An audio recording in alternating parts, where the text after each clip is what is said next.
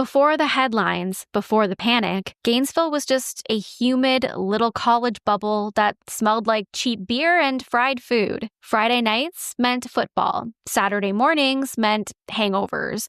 And Sunday nights meant trying to remember where you left your student ID. Students lived off of late-night Waffle House runs and the illusion that the world outside didn't really exist. It was small, safe, and self-contained. A town built on the promise that if you just studied hard enough, you'd make it out. But in August of 1990, Gainesville's innocence was about to be ripped apart. The first victims were 17-year-old Sonia Larson and 18-year-old Christina Powell, two freshmen at the University of Florida who had just started their new lives. Sonia wanted to be an architect. She loved sketching old buildings on campus. Christina planned to teach, already collecting classroom ideas in a notebook. They'd met during summer orientation, and they instantly clicked. Both were bright, both excited, both ready to conquer college, but they hit a snag.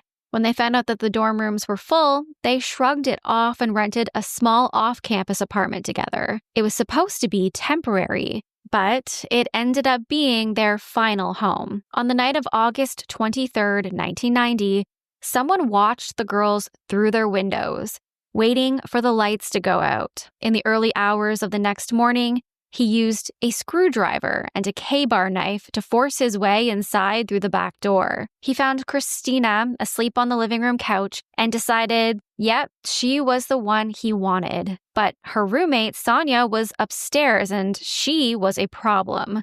What if she heard the commotion, the noise, woke up and called the police? So he went to her first. She was asleep when he attacked. Duct tape pressed over her mouth to silence her. Then multiple stab wounds to ensure that she never woke up again. When he was done, he went back downstairs for Christina. She was still half asleep when he bound her hands behind her back with duct tape. She never stood a chance. He removed her clothing and then he sexually assaulted her. Next, he turned her over and he stabbed her 5 times in the back. Apparently, he couldn't face her as he killed her. It was over in minutes.